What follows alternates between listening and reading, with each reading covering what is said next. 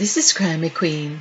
If you're joining us for the first time, this is the channel where we are having fun with words and numbers, numerology to be precise. We are continuing with our presentations on number 10. Now, I just want to jot a few words that equals the 10 equals 10 numerical values, and perhaps not go too in depth with them, but I just feel that they are useful words to pay attention to, and that helps us to understand the perfection of the world that we live in. Because there are things that are perfect around us, but it's how we have been conditioned to perceive them. So there's another thing. Oh, I like this word from the scriptures, thou. Now, when I used to read this word thou, I always felt that it meant you. And now, numerically speaking, I am believing it is saying whatever is, because thou, that word, thou, I'm saying this, of course, it's also uses you. I do understand that because we have the spirit of sound mind. We also can choose to communicate as we choose, but we are looking at the numerical values that gives more light to the things that has been our bedrock for understanding what we understand now. So words like the THOU, which is 3682, this is 19. 1 plus 9 equals 10. 10, of course, is 1. So perhaps it just means you, of course, as 1, because when we do the numerical value for the word 1, it equals 7. Of course, we have also seen how 7 can be 10, and in fact, 10 also is 3, is that vibration. Now, not to confuse you too much right now, but it's really getting to understand how those numbers or vibration has those perfect aspect, because the word perfect, of course, is 10, and 10 we can see it's like when it says thou, it's like saying you are perfect. It's like it's a terminology that was used to say you are complete. You are complete and ready to be creative. So that is what I understand. Then, of course, as I say, we have done Adam. Adam has come up, but on the second verse of chapter 1 of Genesis, of course, where God, the Spirit of God, moved upon the face of the deep, of the waters, and there was darkness on the face of the deep. Okay, so darkness. Let's look at darkness.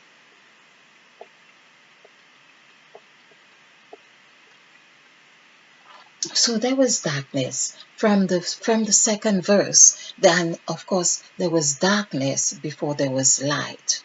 And then so this is where were the polarities coming from? Okay. It's just a question. But I always say wherever you see at least 2 5s, Mother Eve was there. Of course, Mother Eve was there because the waters, the word waters, is 5. And of course, darkness was upon the face of the deep, of the waters. The word waters was there. This is where God separated the waters from the waters. So there was Eve. Eve was there. Okay, so this is 12, 13, 14, and 10 would be 24, and 4 would be 28. So 28, 2 plus 8 is 10. Okay, so we see how darkness is also 10. Now, basically, darkness in this sense was just saying, for instance, when we are not able to, or you have something and you're ready to create. Darkness is at that point where you are with your ingredients, you're with everything, but being who we are, we always seeking to be doing, thinking, or saying something. So then, this is what was presented. Darkness was on the face of the deep. Then God did something. It's like 10 is always presenting something that we can create with. We can be creative. It's like saying, there I am. I can be soft. I can be hard. I can be high. I can be low. What do you want to do? That's what 10 is about. I love it. Okay. Now there's another word, tongue. Tongue. Now, I like this word here, of course, because I'm going on. I should do. 5, 7, 3, 5. Again, Mother Eve, the fives are there. Mother Eve is present whenever we see those fives. E, W, or N. Mother Eve is here. So this is 8 and 7, 14, no, 15, 20, 20 and 26 would be 46. So, 46. Well, it's 10. Okay, let's just do this again. This is 8. 8 and 7 is 15. And 5, 20. Yes, and 26. Okay, 20. Oh, because I'm adding like 26. 26 and 2, 28. That's correct. Okay. So it still adds up. So 28, 2 plus 8 is 10. Of course, 10 is 1. So there it's the same. This is the perfection. It's like 10 is really that which is said. The tongue is a double-edged sword, and that's what 10 is. It's like you don't, of course, you can only see the side that is visible to you, the side of the sword that you're going to use, perhaps. Okay, you don't see all of it, you don't see the handle, or, you just see some flashes of light. So, but basically, that's what the tongue is.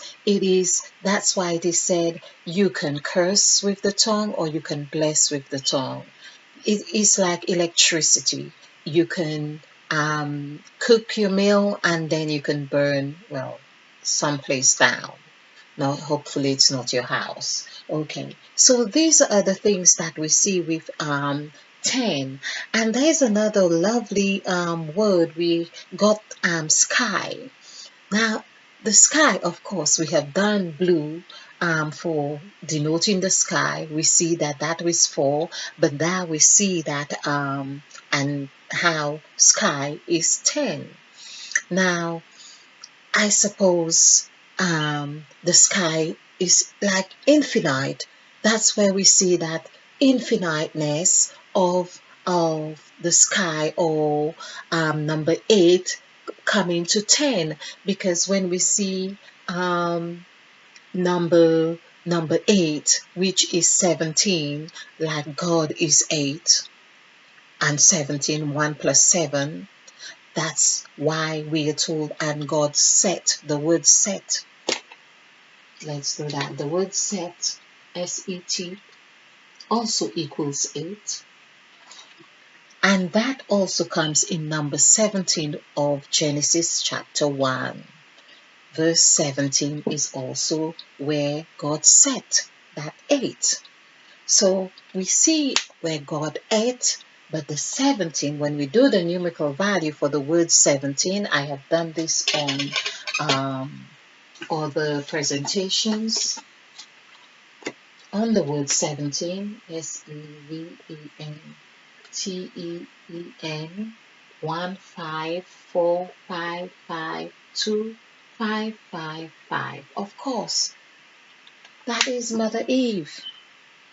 And 1, 2, 3, 4, 5, 6, 7, 8, 9 letters. 9 letters. So that takes us to the whole sacrifice. So there we see with 9 letters, and that equals, there we go, 5, 10, 15, 20, 25, 30, 35, 36, 37, 37, which comes, so 37 is 10, and just like the word sacrifice is 46, but it's 10. So we see how God is in, or number 8 is in that aspect. So it's showing the perfection of 17, or the perfection. In fact, I came across the number 37 as a perfect number, and I had not understood why it was a perfect number, because that seemed a little bit beyond me. But I do understand that 3 has that vibration. It does equal vibrations. It is that number of the Trinity. It is that number of like the calf that that skips around. It is high vibration.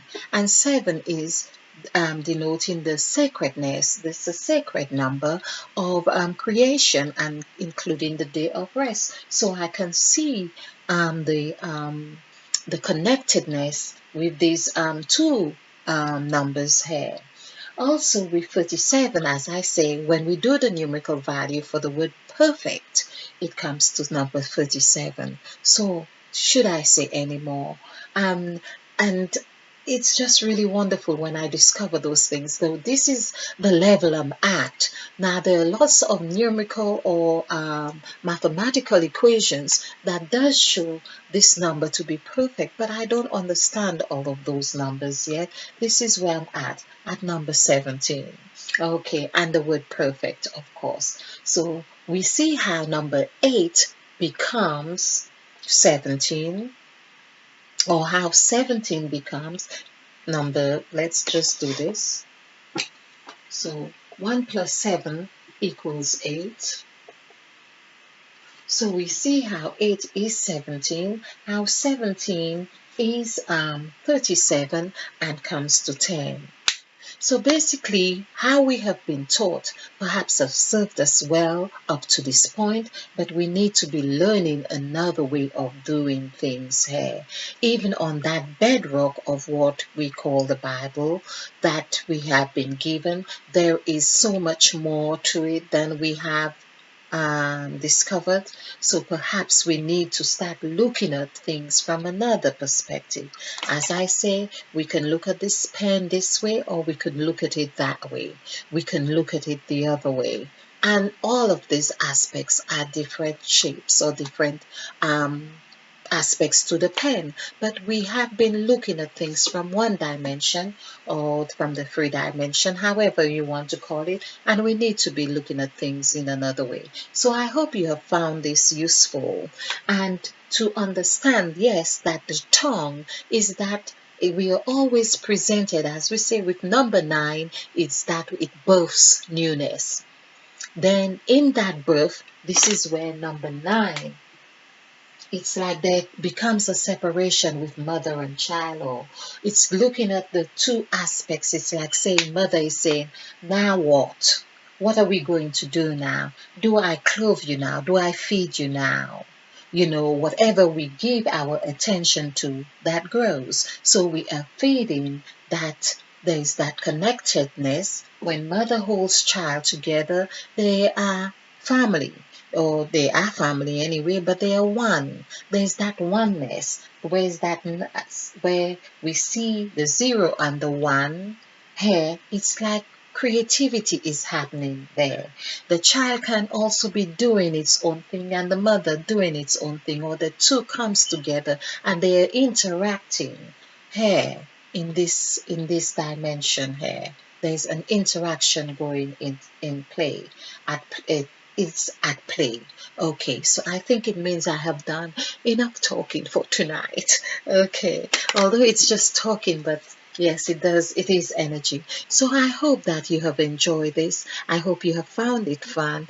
And like, subscribe, and share.